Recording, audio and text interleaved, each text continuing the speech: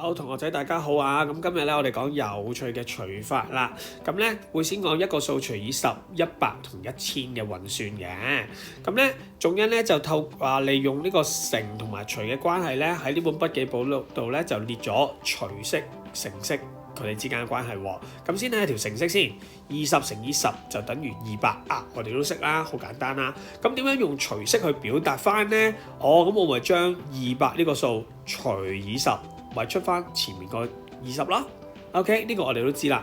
咁然後中間呢個我哋都明白啦，2乘100等於200，所以200除翻除翻100就等於2啦。好，到最後咯，0.2乘以1000等於200。我用翻除式表示，按住上面嘅邏輯，我哋都可以見到喎，即係話我將個200除以1000，我可以揾翻前面嗰個數出嚟，即係0.2咯喎。OK， 咁你發現啦，22 0.2，分別咧就係除10、除100、除1000喎，係咪啊？咁個數咧就越來越細啦。前面嘅數冇變㗎，後面但係除嘅嘢咧越除越大嘅時候咧，跟住你會發現嗰個箱咧就越來越細啦。咁按住呢個邏輯咧，你又諗一諗咯喎，咦？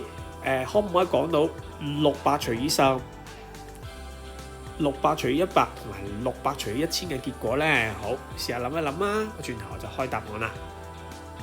係喎，呢度600除以10咧就係60啦，600除以100咧就係6啦，600除以1000咧就0.6，係啦，因為咧佢後面個除數咧越來越大啦，咁你發現咧佢個數咧個箱咧亦都越來越細啦。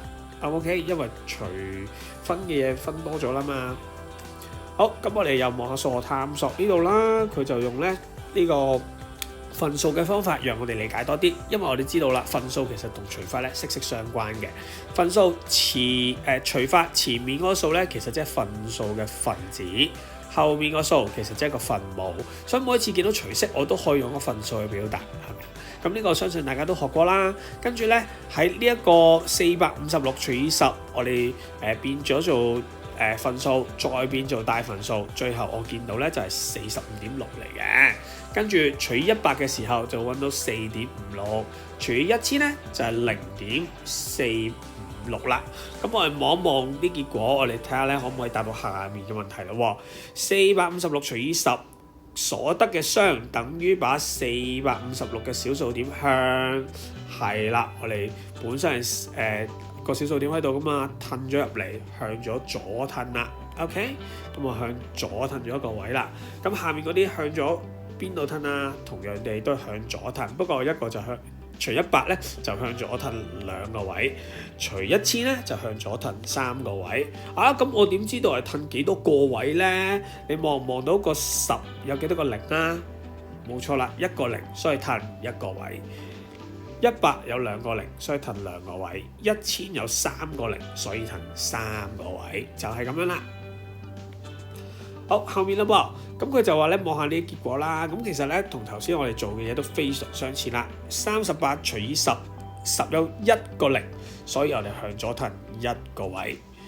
100有2個0，38除以100，所以我哋會褪2個位。你見到啦，噔噔，跟住就出咗0.38啦。好，1000有3個0，咁所以啦，38咧我哋會褪3下，1、2、3。咁我哋望一望呢邊咯喎，同樣地1、2、3，咁啊跳咗嚟呢度嘅時候，記得咧補翻2個0喺前後啦，咁所以就0.038。好，呢度一樣嘅啫。B 度2.6除以10，又係啦，我哋10有1個0，所以褪1個位。咁呢度褪上嚟，呢度啦褪上嚟，咁加翻個點喺度就0.26啦，見到。好啦，100 2個0，所以我褪2下咯喎，向左1、2，又係啦，噔成功啦，你見到呢度。好，跟住1000有3個0，我褪3下啫，1、2、3。咁我記得咯喎，褪咗嗰啲位咧，我都要補翻啲0落去嘅喎，得唔得？所以0.0026啦，你見到個答案呢度0.0026啦。好，我哋低少少咯喎。呢度咧都提及到啦，頭先我講嘅嘢啦，係啦，一個數除以10就向左褪1個位，除以100就褪2個位，除以1000就褪3個位，因為10有1個0， 100有2個零，1000有3個零，所以就分別係褪1個位、2個位、3個位。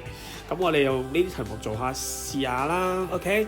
咁咧我就試一部分，咁你自己就試一部分咯喎。好，咁我會試 A、C、E 呢邊嘅。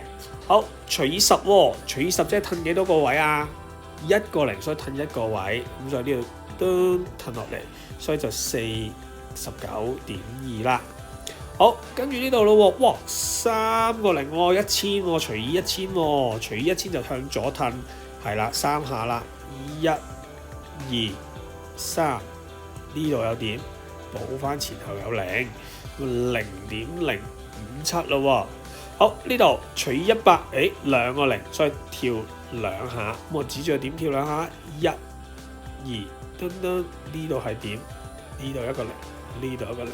0.083，咁隔離嗰啲就交俾你自己試啦。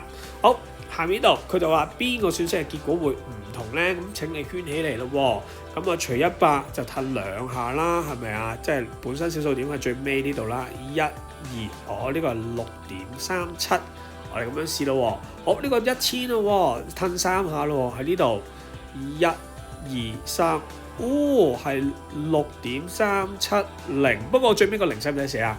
唔使，所以查咗佢都係6.37。咦，呢兩個一樣啦，咁剩翻2個，咁你幫我揾埋佢咯喎。好，呢條片嚟到呢度啦，拜拜。